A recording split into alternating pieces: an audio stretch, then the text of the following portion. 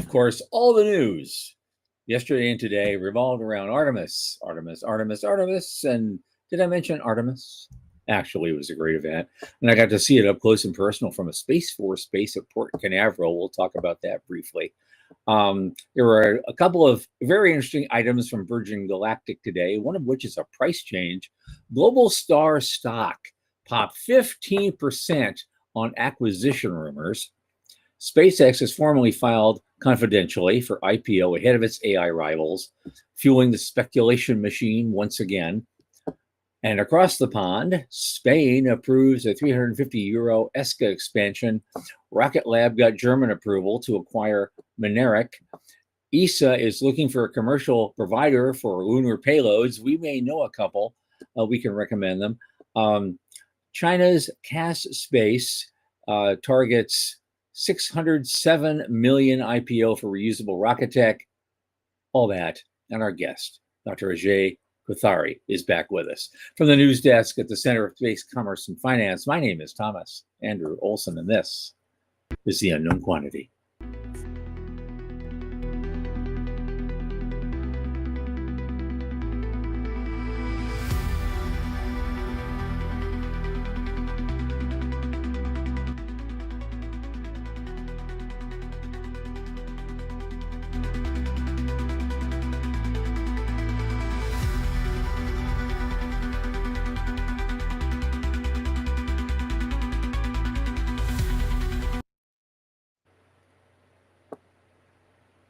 And as you know, this program is sponsored by the Center for Space Commerce and Finance. And what do we do? Of course, you know, we champion and strengthen emerging space startups and space-adjacent enterprises worldwide through advisory, access, and advocacy.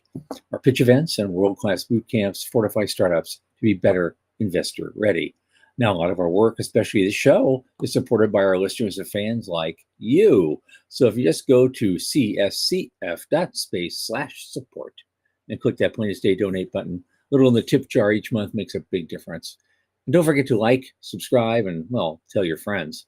Now, speaking of friends, my oldest space friend, Michael Lane, in whose kitchen loaves and fishes are unexplainably appearing, is here with us. Feed us, Michael. Feed us all. Come on. Yep, I am. I was going to repeat something, didn't you? I did. I didn't read your comments before, and I was like, "Wait, that's new." But yay! Yep, I'm blowing right out of here as soon as the show is over and going to mass. So okay, you're spreading them out. Good right, for you. Right. Good for you. Good for you. Hey, how's things? Okay. It was a long day yesterday, at least a long evening. I went out, because I had to drive. I drove out to this Space Force base out in Port Canaveral. Right. It's just off the docks. You go past the docks north of Port Canaveral, and you go into the Space Force base. I had this little special credentialed visitor thing I had to wave, to the armed guards. Yeah. But I went to a place called the Sand Space History Center, which is part of that complex. They've got like 11 acres they're going to be developing. They already have the Space History Center. It was built with the assistance of an outfit called Carmen Line that you might have heard of. We talked about that on the show. Jim Thomas is the owner, guy who runs it, and essentially it was a benefit event for them, for the Sand Center. And so I met a lot of interesting people there, most of whom I didn't know how much space affiliation they had, but they were mostly people on their mailing list, I guess, who were philanthropic in nature. Great. And I did meet a couple of interesting people and got to have a nice conversation with some of them, but there was almost no one there I knew. Megan was there. I knew the guys from Carmen Line. Rich Godwin, always shows up to these things because, the free food. And does Megan live in Florida now? No. Oh, she's still. She was just there. Okay, for the she was just wanted to be part of this. So, she has a completely different story that I can't talk about yet, but I'm going to try to get her back on the show, and we'll so we can straighten that out, which is kind of interesting, but it'll be fun. Yeah, I noticed that Rick Tomlinson changed his new job to director of Space Fund, which he had left Space Fund for a while. So I was a little Well, curious. We can talk about that later offline. we need to talk about that offline. I got the whole story, but we just can't talk about it publicly until Megan says it's okay. And Okay, so we'll try to get, but I want to get her on the show so she great. can talk about it. A lot of interesting things happening, and I think there are a lot of good will come from this in the end. But that's okay. Okay, so we had this beautiful launch. I tried to record it. I was shitty at it because, and the reason was, it's right there. You can see the thing just go off, big ball of fire, right? And it's so impressive for what it is that I'm trying to keep this thing aimed in the camera, but I want to watch it. I want to see it with my eyes. Yeah, right. Because it'll never do the thing justice. Right. Ever. Yeah. And so I want to see it with my own eyes, and you can see that huge ball of flame because it's coming out. It's going right over us. It goes right over us and above us and straight up. So it's like coming this way at you and then going out. And oh my God! And it's the roar and the rumble. You can feel it in your chest. Yeah. It's just insane to watch it for real. And since as a space-starved kid, when I remember the Apollo missions. I was on the other side of the country. My dad wasn't going to make a road trip to go all the way there to watch one. Right. So I finally got to see one before I, croak. So I was happy about that. And we're going to talk about that later. We've got our first two items are basically just a little back-to-back stories. Wait. I want to share mine. Wait a second. So mine was a very different experience, right? Because I am on the other side of the country. So the closest thing we could do was me and 1,000, 1,200 space friends all got together at the Museum of Flight. It was crazy.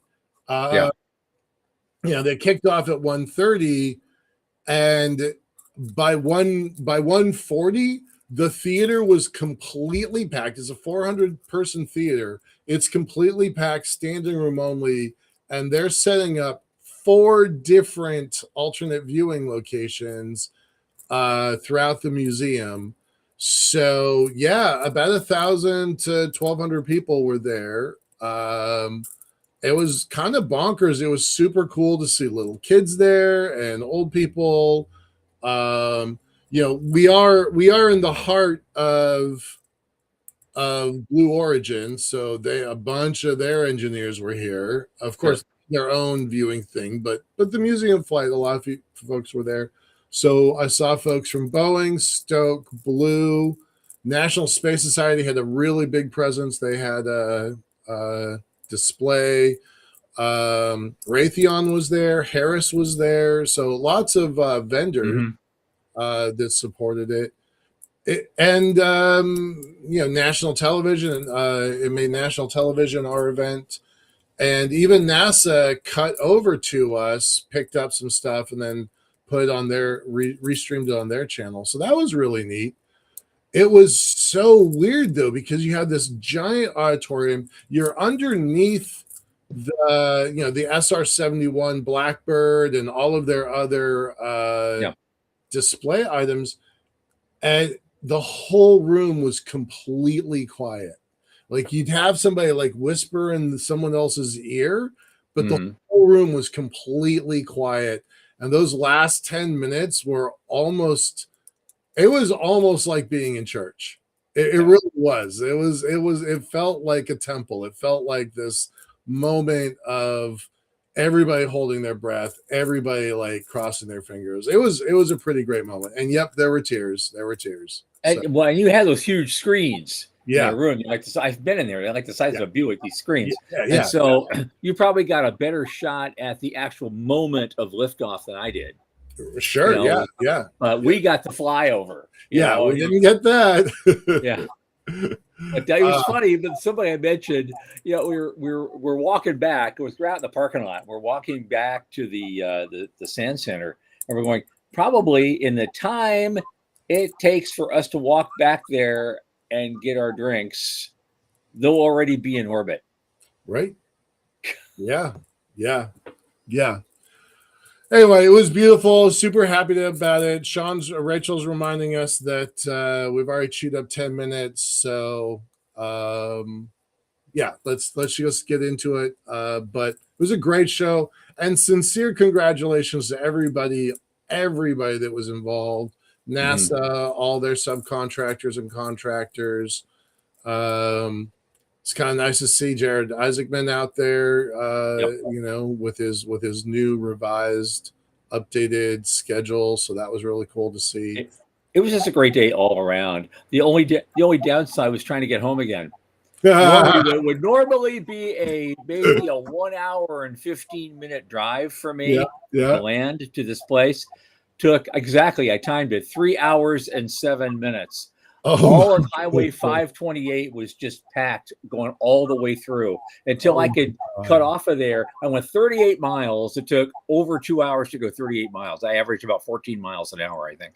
And then, but once I got off onto Highway 417 North to head home, boom, it just raced. So I was like, you know, the rest of the way. But my God, the damage was done. Yeah. And I'm riding the clutch, and I've got a performance sports car, so I'm riding the clutch and burning premium gas, right? Yep. Price you pay for history. Price you pay, for sure. It was funny. I left the Museum of Flight. There was a car in front of me. It took a left. I took a left. It went straight. I went straight. It went straight. I tracked it all the way. It took a right into the Blue Origin parking lot. So, like, somebody I don't know who it was, but 20 miles away, we were tracking. We were stopping in the same stoplights, and he left the parking lot and went back to work at Blue. So that was kind of cool. Yeah. That's good. Right on. So we're told to take our time and do some news until we're told to hurry. So I guess we're having some connectivity issues with our guest this evening, perhaps. So I guess we'll just move it on. We'll do the news. All okay. Right. Well, the first two are basically one's from Houston Public Media and the other's from NASA itself, just saying, yeah, they launched and this is cool and we'll share it with everybody. Maybe. That's a great shot. I mean, really, that's a beautiful shot. It is. But it's not showing up on the screen. Are you seeing it on the screen? I'm just seeing. There it is. There it is. Yeah, it was a beautiful shot. Look at that thing. Yeah. That's from the NASA archives site. Yeah, actually, I hadn't seen that image yet. It was, everything was happening so fast. It's like, oh, right. But it's cool to see it just still like that moment. Yeah. Cleared the tower. All right. Well, anything else to say about this thing other than it's beautiful and fingers crossed for everybody? I've been checking the news sites. They had a minor problem with the plumbing for the toilets, so they had to MacGyver that thing apart and back together. So it's not quite the same as Apollo 13, where it's a crackerjack team trying to figure it out. Yep. But that's what they had to do. And it only delayed like 10 minutes. Yeah. When it was, so that was okay, or 10 or 12 minutes is all it was, the delay to get it going. I was so concerned when I got there that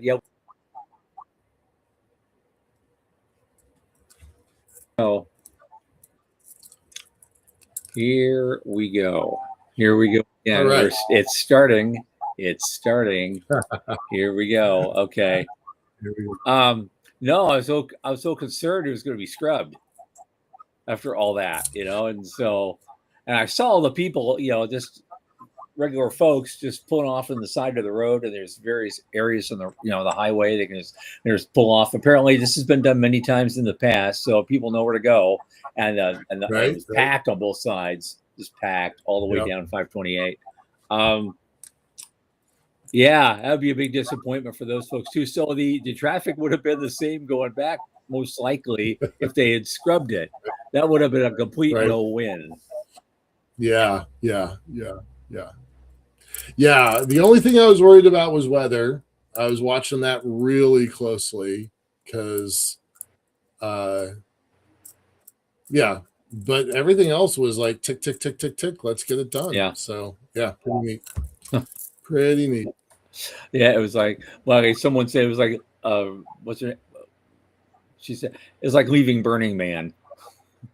Oh yeah, Rachel. Yeah, said, it was Rachel. said, Yeah, leaving Burning Man. Yeah, that's yeah. about right. Now, having never been to Burning Man, I can only guess. But okay. Yeah. Well, the next thing up, Virgin Galactic. Virgin. Cool. They are building what they call a Delta class spaceship, and now it's doing ground tests. And they're going to begin those very, very soon. So paving the way for follow-on flight tests at Spaceport America, and they're the major customer down there still. And hopefully by year end, they're on track to begin private astronaut flights. And so there's not much there. Yeah, you have to subscribe to get more, I guess. I did see later that in a different article that they've raised their price yet again. Yep, that's the next one. That's the next one coming up. Oh, sorry, the next one. Sorry. Yeah, I thought on. For fuck's sake. Yeah. I'm sorry. Hello. Yeah, it's gonna be the air's gonna be blue tonight, man. I'm gonna be joining. Yeah, blue. It's not a family-friendly show. Sorry. That is the fun and joy and hazards of doing a live broadcast. Okay. I find if I refresh the chat thing, I can actually, it comes back, so I don't lose it completely. But they were, they raised their ticket price to $750K. Remember where it was $250,000 to start? I do remember that. I was going to bring it up. Yeah, like, okay, so let me get this straight. They're on spacecraft Delta, so ABCD, 4 of them. They only flew a very limited time during their earliest days. They moved the price from 250 to 350 to 400, steady climb up. It's supposed to go the other way, right? It's supposed to come down, but it's not because they never hit their flight cadence. This is their fourth. It's all about the cadence. You're right. With every other thing in history, in tech sectors especially, and so we have this situation where, if you can't get your cadence going, you can't get your market going. It's not just that the cadence it's the people that sign up. And so if you're not flying 100 people a year, you can't drop that price down. Right. Is what it comes down to. Okay, now we're told that by the producer that we have to rush it because our guest is here. And so we got about 7 minutes to cover everything. And I'll probably get kicked off a couple more times. So there you go. So what's the next thing? Well, this is an important one. There's big talk that Amazon is weighing acquisition of Globalstar, and their stock surged 15% yesterday. Yeah, that was huge. That's a big deal. There's all sorts of talk because of the SpaceX IPO, which we'll talk about here in a second. A lot of companies, not just Globalstar, but a lot of companies had their prices bump yesterday. But Globalstar is a different story. So that one kind of takes on its own thing. I thought that was pretty interesting. Yeah. I'm going to read a piece that I did not know before, so I'm going to tell everybody. Sure. One complicating factors is that Apple took a 20% stake in Globalstar in 2024 as part of a $1.5 billion investment to boost the company's constellation and ground infrastructure. So I think that adds a very interesting level of complexity Many years ago there was talk about Apple building its own satellite network. I never knew that they'd put anything into Globalstar, so that was a surprise to me. And does that say that Apple is still interested in a network? Is there a partnership there between Amazon and Apple? I don't know, but that makes me ask a lot of questions. Well, Apple is as much a media company as it is a tech company now. So sure. that bandwidth is everything for them, because all their stuff that they're producing, including shows like For All Mankind, right? That's theirs. Shows like For All Mankind. That's what I was talking about. Yeah. I mean that. Yeah, they're which I am addicted to. No spoilers, because I read that there's a space elevator in episode 8. I'm not up to it yet, so don't say anything. I'm not going to say squat. So I'm taking I've waited 1.5 years for this next season, so it's like I'm taking them one piece at a time and just savoring them, slowly. Nice. Yeah. Right. Yep. Right. Hey, am I reading this right? Do we have the inimitable Dr. David Livingston watching the show today? Hey, buddy. That could be too. The Real Space Show. That's him. Who else could it be? Yay. Well, thanks, sir, for joining us today. Veronica, thanks a lot, y'all. I know Morty is off screen today because he's got other family obligations. But thanks, y'all, for being some other folks I invite regularly. They never show up in the chat, but I know they're there. And so you know they're there. So hi guys. I won't embarrass you by mentioning your names, but all right, we got a couple more minutes. Let's get through the last of these pieces. Okay, we got there's two things about the SpaceX IPO. Just basically saying, yep, it's going public. The industry is buzzing, blah, blah, blah. And that they've actually, done this.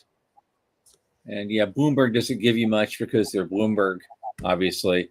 But they filed confidentially, whatever that means. They've submitted its draft registration to the SEC. But the information isn't public yet, so they're asking not to be identified. But it's on track for a June listing. Yeah. So this could be the first of what could be a trio of mega IPOs ahead of OpenAI and Anthropic. Right. Okay. Bonkers. That's bonkers all by itself. Yep. The Motley Fool article I thought was pretty interesting because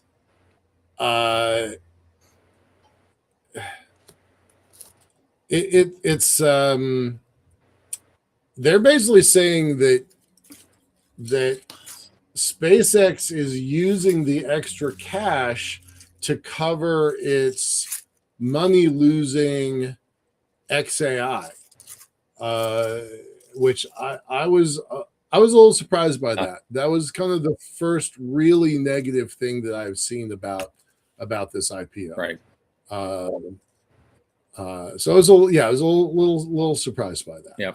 I think everybody knows they're trying to raise $40 to $80 billion in cash on a $1.5 to $1.75 trillion valuation offering. Yep, on offer. Yeah. It's going to be insane, and that's just the first of probably many to go here. We've got a couple of minutes. Can we cross the pond? Because Spain just approved a 325 million euro ESCA Plus expansion of an Atlantic constellation. It's for the development of 3 Earth observation satellites that will expand what is already a 16-satellite Atlantic constellation. They're developing an Earth observation constellation for environmental monitoring, coastal surveillance, and disaster management. And it's a joint initiative between Spain and Portugal, actually. And so they want to contribute more to the Atlantic constellation with these 3 additional satellites. And so they're going to launch through ESA. The call for this development, it was directed to 3 ESA programs, the LAOPNT, SatNav, Iris-2, which is implementing, and the European Launcher Challenge, which will support PLD space in the development of their Mura rockets. So you got that going. But right behind it, get this, Rocket Lab, they're over in Germany, and they secured Germany's approval to acquire Mynaric.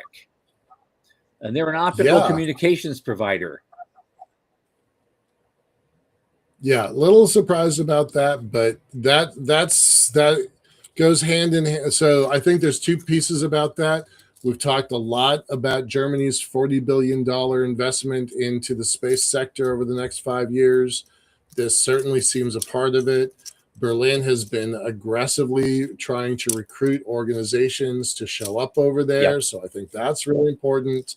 And in a way, this is a sovereignty play, even though Rocket Lab is, it is kind of an American company, kind of a New Zealand company, kind of this chimera. Setting up shop in Germany is a good move. So yeah, I think that's pretty interesting. And I'm all in on optical communications, right? Yep. That is the future. And if you don't have that, you're not even in the game. Exactly. So that makes a lot of sense. Now, I'm going to do 10 seconds each, two quick things. ESA is also seeking a commercial provider to deliver its NILS-2 instrument to the moon. And they're very clear they want a home source for that. I don't know So how they to don't. do it. Yeah, they don't. Yeah, they don't want. They obviously don't want SpaceX. It's they're basically saying we need to get some homegrown guys that are capable of carrying one of our payloads to the moon. We're willing to pay for it, and so we'll see who steps up over there. Yeah. Okay. That's just what I wanted to mention. I thought it was interesting and vaguely important.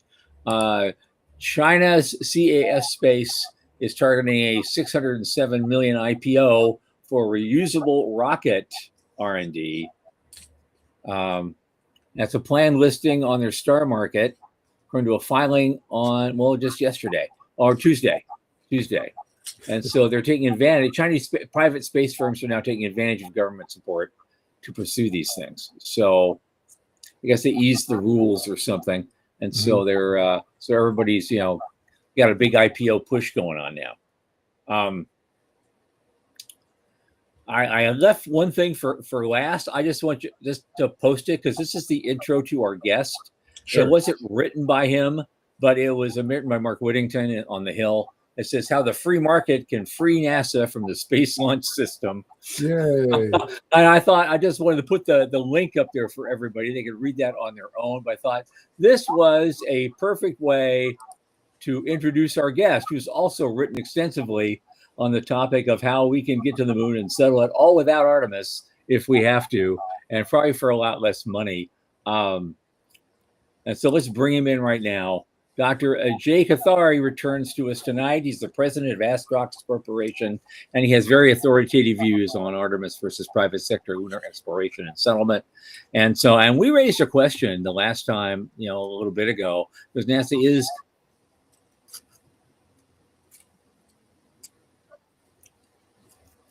I didn't hear your question.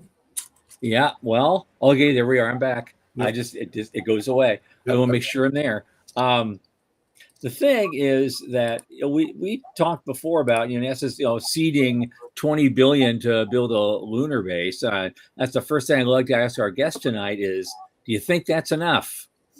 And what are you going to do with it? That's because it ties right into what he wants to say tonight. So let's bring him in, Dr. Ajay Kothari. There you are, young man. How are you, sir? Good to see you again. Hey. Namaste, sir. Salute. Okay. Good to see you guys, and thank you for what you do. Thank you, Susan Key, also at the same time to everybody. Thank you. Yeah. Happy to have you. Thank you. So Shall I proceed? Or Yeah, yeah. oh, okay. Give a tiny bit of Yeah. origin story and background, because Oh, okay. our audience changes and not everybody knows who you are. So please just give a little bit of your origin 1 story. minute. Yeah. Okay. Yeah. 1 minute is fine. I grew up in India. I mean, this was 50 years ago, of course, obviously, as a teenager, sitting in the jungle, listening to Apollo with a tiger sort of, not at that time, but tiger was living near our farm. We had a farm. My father had a farm. So we were, I was so impressed with the United States. And yeah, this is an important thing to say. This is important. I was so impressed with the United States. And then I, got my PhD, etc. Came here and got my PhD, etc. here. But then for 50 years, all that space exploration was kind of dead, Yeah. all that. Yeah. It's all changing now, and I'm very, very excited about that. Actually, with the new Artemis program that Isaacman is, putting together, and I was really quite excited about their, plans, and now the whole thing about going to the moon and all that, which never occurred in last 50 years, like this, Right. in a big way, in a big way. That Yeah. I am really very excited about and very happy to be in this position at this time. And I hope that it works out. Of course, we had the Artemis go up today, and I think they were supposed to do TLI. They may have already done that now. Yep. Not sure. But Haven't that heard that term program, in real life for a long time. I'm sorry, say that Haven't again? heard that term in real life for a long time. The TLI, TLI, yeah. you mean TLI? Yeah, okay. Well, the TLI, translunar injection, and all that for, I think it goes on for a few minutes, many minutes. And so that will put them on the path to the moon, and then in 6 days, they'll, go around the moon and come back. They will not Yeah. obviously do LOI, another term, Tom, Yes. lunar orbit insertion, Yep. etc. And They of don't have course, the fuel, but that's another story. yeah, I know you. I know you have some stuff you want to share with us. yeah, But I before, do have. So let me but start before we with do that. that, I just Yeah. had a question. I brought it up before you came on, Oh, which okay. Yeah. is, as you Sure. know, NASA has huge new plans for the moon, and Yeah. includes building a base, and they're seeding. This is the same time that Tom went off last time too. That's Yep, it's happened. Okay, no, but there's 20 billion. They're dedicating 20 billion to build a moon base. Do you think that's going to be enough? Well, actually, it's 30 billion. It's 10 billion from now until 28, another 10 billion from 29 to 33, and another 10 billion after that. Phase one, phase two, phase three. Actually, I'm going to show that to you guys. Good. Okay. Is Right. it enough? It's for lunar base. I think it is. It is. Okay. It is. All right. It is. Well, I mean, these are all numbers being thrown around, and if they are not exactly the right numbers, we'll have to cross that bridge when we come to it. But let's start with the 10 billion that at least we can start with the phase one, which is 10 billion. And Okay. I think that's probably enough if we do it cheaply, which is what I'm proposing here. Okay. So, Well, let's get that started, and just keep Oh, you in have- mind. Keep in mind when you're going through these slides that Yeah. some of our listeners are on Spotify, so it's just a radio show to them. They don't see anything. yeah. And so Okay. maybe just a very brief 5-second description of what's on each slide, just so they have an idea of what you're talking about, Sure, would be really helpful for them. Sure. And who is going to Okay. be changing the slides? Sean? Yep. Okay. So let's just go to the next slide. No. Next slide, please, Sean. Yeah. So this is you can't see the whole thing. Yeah. Yeah. So this is the phase one of. This is very interesting. This is what Carlos Galan Garcia talked about during that During that presentation on March last 24th. Monday. Yeah. Last Tuesday. Yeah. Tuesday. So that is very interesting, the way that they have divided up into this thing, but not that much, not that. But what this tells us really, and next slide, please. So I'm showing. Excuse me, I didn't describe the other slide. Excuse me, but this here. I'm showing the number of launches, which is at the bottom, in the phase one, which is only up to 28 from now until 28. Right. There are 24 launches that have to take place. And now, obviously, we cannot have 24 launches with SLS. We don't have a Starship going at this time. Right. And so the 24 launches in this case, of course, those are clips and other things. But if we don't do this in a cheap and maintainable, sustainable fashion, which is what I'm going to talk about here, it's of no use. We can't do it. And if we want to do this, this is 24 launches. 24 launches. And the one that says 2026, that was yesterday. Yeah, I know. Right? Right? Like 2 launches this year. Right. And that's, of course, going to be Falcon 9 with, I think it is the clips, the 2 clips program. They are already in the bag. Yeah. So that's okay. But the next one, the 10 launches next year. Yeah. How can you do that with Starship or SLS or anything? So you have to go with something which is sustainable. It has to be Falcon Heavy or Falcon 9 or something that Blue Moon can provide easily enough, which I have taken care of. Analyzed all of them. But the whole point is that we have to use something which is cheap enough, which is sustainable enough, which can be safe enough. And I know that Falcon Heavy has been safe 8 out of 8 times. Right. Yeah. So it's really I wouldn't say no brainer, but it's pretty close to that. Let's go to the next slide, Sean. Yeah. So the phase 2, we are going to start putting up infrastructure and establish infrastructure, and the clips capacity from 3 ton goes up to 5 ton metric ton, and so we have to kind of be ready for that also at the same time.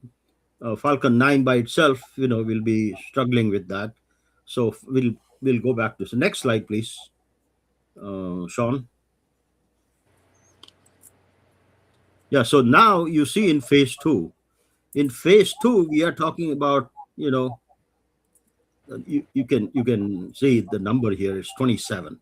Right. And that's between 2029 and 2032. 32, right. Yeah. Sorry, 32. So 27 launches. We have to start thinking about something like Falcon Heavy, something, and then, of course, obviously the mass is going up. Yep. And the Falcon Heavy that I'm going to describe is able to take, with 4 flights of Falcon Heavy, and the way that I'm going to describe is that the upper stages will combine or dock, no refueling, dock only in. Don't worry about it, Sean. I'm going to go to it in a minute. I just want to say that this is a lot of flights. The next slide, phase 3. And then, the CLIPS lander payload mass capability has got to go up to 8 megaton. These are all very important things and very necessary things for us to have a lunar base on the moon, which is what President Trump wants, which is what the country wants, which is what Isaac wants. Right. Isaac Ben wants, Jared wants. We all want that, So my point here is that the real, and that will be in my slide. So I'll just shut up for now. Let's go to the next slide. Here for phase 3, which is still far away, so let's not really worry about it too much. Things are going to change a fair amount, but this is another 29 launches. Altogether, we are talking about 80 launches. 80 launches. I 80 I launches. literally was pulling up the math while you're. So that's Yeah. 29 launches between 2033 and 2036. Yes. So That's correct. 80 launches in Yes. 10 years. In yes, approximately 10 years. Right. Yeah. Yeah. Exactly. So we are really talking about a lot and of this thing. We have to find a way to do this. And also another thing in the next slide, Sean, is you can see here that we've talked much about putting people on the moon, but that's not what this next competition is about with China and other places. It's about the real competition is about establishing permanent presence on the moon with habitats and output. That's where the competition is now for us. We have to do that, and that requires. And I mean, as far as right now, I'm saying that Starship cannot do that. If the things change, they'll change. But at least at this point in time, the 8 to 15 refuelings that are required is just really very very hard for us to have be a sustainable presence. And also, of course, the fineness ratio that I've talked about before, that Starship has, which is 5 to 6, which is also a problem for landing. But the real problem is that the infrastructure for a permanent presence, which is indispensable, was a glaring deficit in the plan that Commerce Committee put together. This was not there. I'm glad that NASA has changed that Right. and added a lot to it. And so this proposed method herein may be the least costly, safest with margin, and the quickest method to supplement those plans and alleviate this deficit. And that option is to use Falcon Heavy as an add-on to the SLS plans. Whatever they're doing with SLS, people going there more safely. We don't have to worry too much about cargo in terms of human rating them and things like that. So we can take more chances. We are taking less chances with Falcon Heavy, but still we can take chances. So let's move down more, Sean. The next slide. So what is the primary requirement? Primary requirement for this possibility is that we have to have a reusable first stage to, obviously cheapen the cost, but also we have to have a low dry weight upper stage. We cannot have a high dry weight upper stage. If you want to combine the upper stages together in LEO, and then, I mean, that's what's the idea. Okay, so now I'll mention the idea. The idea is that the Falcon Heavy takes the payload, in this case 14 or 15 ton, one in one, and I'm proposing that we do this more often, and we change the paradigm of going into to solar system, not anywhere else, but solar system. But then the upper stage goes to LEO. The second flight of Falcon Heavy, maybe next day or something like that, will go and not take the payload anymore, obviously, but that much more propellant. And Falcon Heavy has three possibilities, as a fully expandable, partially reusable, fully reusable. And those payloads for LEO are 64, 54, 38, something like that. I'm using here partially reusable. Okay. So that costs about 120 million each, something like that. So with those necessary requirements, Starship cannot do that. Starship's upper Right. stage payload is like 80. I mean, upper stage dry weight is 85 to 100 ton, and so that cannot do it. They have to do refueling. So what I am talking about here is that if you don't want to do refueling, we should not worry about refueling the cryogenic fuel. We don't have to. We can do this with in this manner with 4 Falcon Heavy flights will take 15-ton payload to the surface of the moon, all the way to the surface. It will do the TLI, it'll do the LOI, it'll do the landing, and you will see my calculations later. But you don't have to get into the calculations too much. But anyway, it's possible to do that. So that is there is no need for refueling. There's no need for stopover at NRHO, and now NRHO is gone anyway. The gateway is Right, gone. gateway's gone. They're not doing that anymore. Yep. That's very good too. So let's go to the next slide, Sean. So what I did was to first find out what is the delta V required for TLI plus LOI from LEO and for landing, and that is 3.2 kilometers per second, 0.9 plus about another 2 for landing. So for that together, it's 6,200 meters per second. For that, and for the ISPs that you can get from different engines here, hydrolocks or metallocks, so I just did calculation for all of them, and then that gives me the PF, that column here. That is the PF that I need to be able to do that. With that propellant fraction, if I combine 2 stages or 3 stages, 3 flights or 2 flights or something, and 3 upper stages too, then I have an not infinite, but hundreds of permutation combination with the payload, different amount of combination, permutations, etc. And so I can come up with various different solutions for here to the moon, to different, depending on who is doing it. Blue is doing it, or something with hydrolocks, or somebody else. So, or going to Mars, or going to Pluto, or going wherever, Jupiter, moon, whatever. So I can have hundreds of combinations created here, and some of that will work. Some of that will be, and it will be a lot cheaper because this is reusable per stage, Right. for all of them. All right, let's go to the next slide. This is the Falcon Heavy option.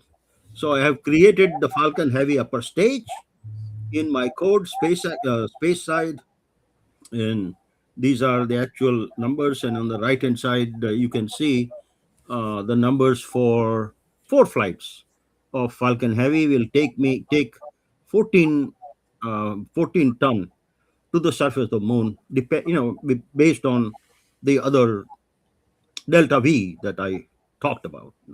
So, and then the next slide shows you how they are combined together in the upper stage, 4 of them.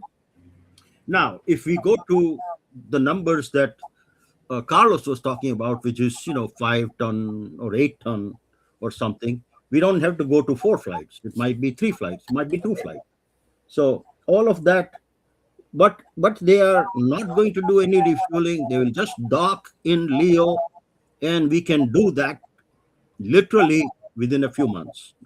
Oh, So that would be awesome. so you can start putting stuff on the moon in different places with this, and that's what they want to do. That's what NASA wants to do. Right, stage 8. Yep.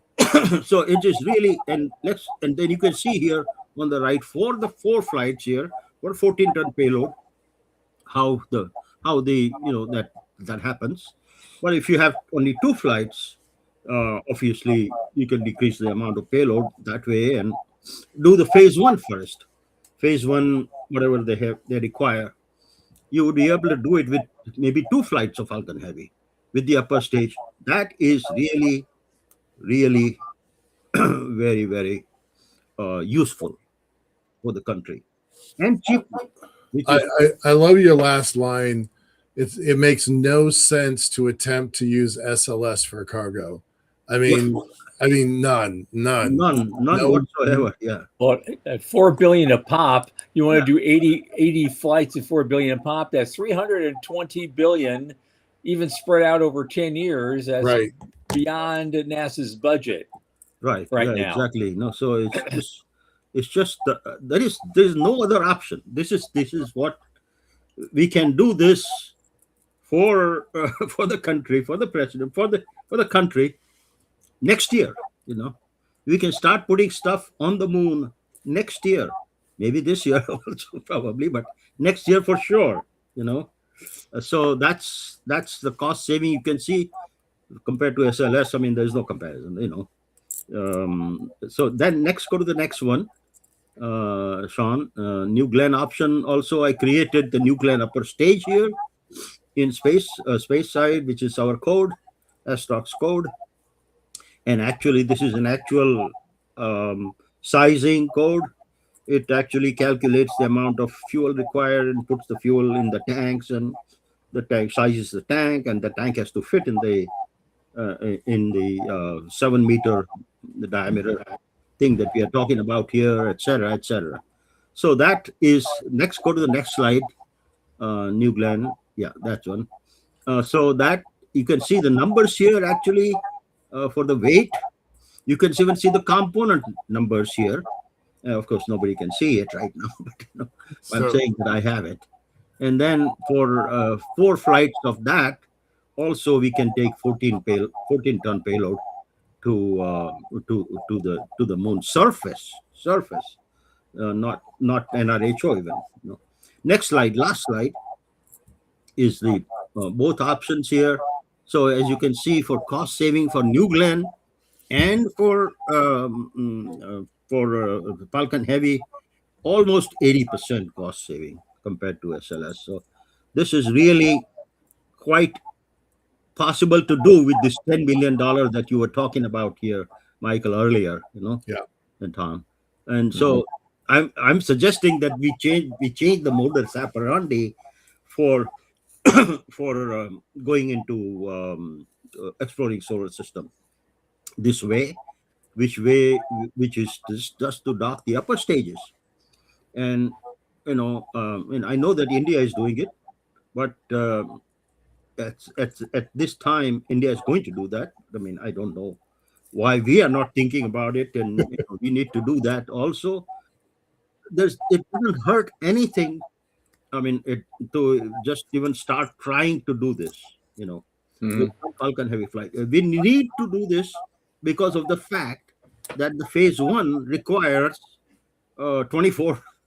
Right, you have to start there. If you don't get phase 1 correct, during this administration, the other stuff will not happen. Right? Exactly. So I mean, phase 1 has to be done. This administration, whatever comes next, I hope that they continue. But even if they don't, this is a very good start and very good chance that we should take on this. Okay. That's the whole thing. So going into this, especially after phase 1, maybe phase 1 it's all a private sector launch, but a NASA kind of operation to set this thing up. Is there opportunity for commercial to kick in at any one of these phases and do some commercial development in a way that actually helps defray the costs by actually creating, exploitable product? Well, I mean, this is commercial, right? I mean, Falcon Heavy is commercial, so they can just simply charge a certain amount of money for putting a certain amount of payload to the surface, and they can take it up like that too. NASA is just maybe managing it to some extent, but it's being done by commercial entities.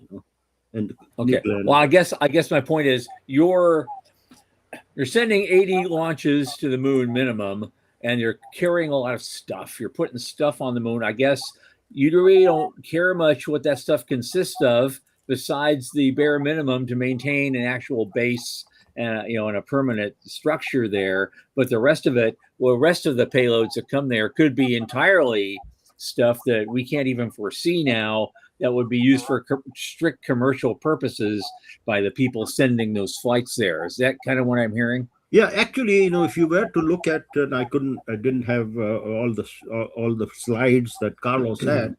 He had some slides which had PNT being developed there, had obviously solar energy being developed there, base, of course, and other things. And they were also talking about redirecting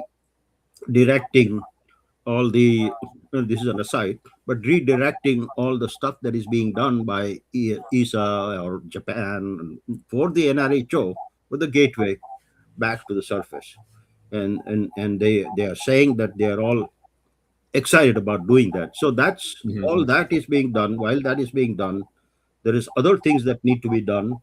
I don't remember everything here, which from the Carlos's slides, but there were many other commercial activities of the type that Tom is talking about that can be taken there, and that can be. Let's see. There was also, of course, RTGs, and there was fission reactor in phase 3, and although fission reactor and all that would be still government controlled, but I think that there was a lot of other stuff, commercial stuff, incidentals, Mhm. um, well, of course, food and everything else. Uh, I'm gonna pull up Dr. Livingston's question Yeah. for you, Yeah. AJ. Yeah, so I was just going to Sure. mention that. Yep. Yeah. Um, what are the probable commercial markets, and when do they develop, or at least start developing? And Oh, we only have 4 minutes left, so 4 minutes, and then I have to do that 5 year and 25 year thing also. At the right. end. Well, I mean, if you look at, I don't have Carlos's slides here, but they have thought about more or less everything, and I think that if you can find those slides, I have them at here, but Mhm. I'm not showing them. I mean, uh, but there are a lot of things that can be commercially developed. Um, the incidental, of course, incidentals, but energy, but taking food from here, taking all those things that they are going to do, um, and can we run over? Yeah, sure. Somebody asking, can we run over? Um, no, okay, not you. Okay, yeah. So anyway, all that is, I since I don't have the slide in front of me, I can't talk about that. But David, I will talk to you privately about that. Sure, very soon.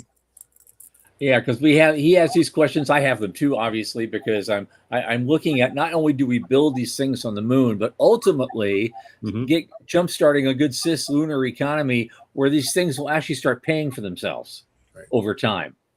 And that may take us, and given your projections already, I'm just saying, Michael, you can chime in too.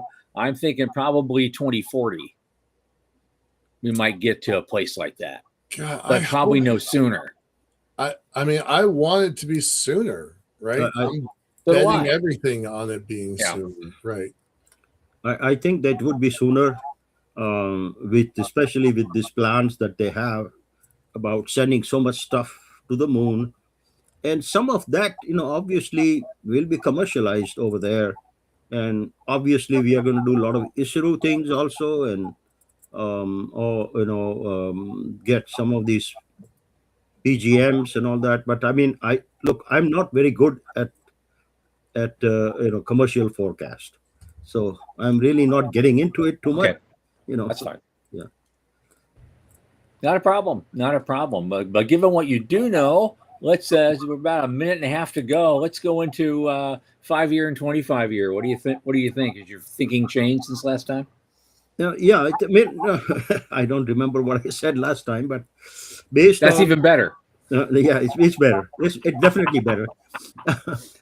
Based on the plans that I see for lunar base and for the new Artemis and all that, I think we are talking about um, whatever plans they have from now to 28, then 29 to 33, and 33 to 36. All that will be extended by 2 3 2 3 years. First one, but probably by a year or 2 year. second one by 2 years, and third one by 3-4 years. So I see a lot of development and a lot of possibilities in next 5 years of lunar base starting to develop, PNT being produced, so of course some astronauts staying there for week or two, and in phase 3 I see astronauts staying there for 28 days and coming back. Okay. So a lot Okay. of people, I mean, I would think maybe 100 people living there in 15 years, not even 25. Okay. 100 people there in 15 years. 15 years. Okay. That'd be good. That'd be good. Temporarily, and coming Yeah, back, and going back. Yeah, absolutely. Okay. And on that, we have to close the show, but Dr. Ajay Kothari, thank you so much for being with us again. You're always so authoritative, and you do your homework, and you bring it and show it to us, and it's wonderful. I'm glad to have you on our show. I'm glad you're such a supporter of the show, and thank you for that. And we'll definitely have you again real soon. Well, thank you very much, Tom and Michael and Song, very much. And next, I would like to talk about thorium molten salt reactors for data centers. Okay. Terrestrial. That's one of my favorite subjects. I'm all in, man. Absolutely. Okay. Okay. Thanks so much. Okay, that was amazing as always. He always brings the receipts and shows the homework. Oh my God. So yeah, more people at that level should be listening to him. On Monday, it's going to be a good show too. We have our friend Jason Held is coming back, the CEO of Sabre Astronautics in Australia. He's an amazing guy, and I'm looking forward to talking to him again, and I'm sure you are too. And at that point, for Michael Lane and Sean Key, and for our guest, I remain Thomas Andrew Olson. Keep watching the skies.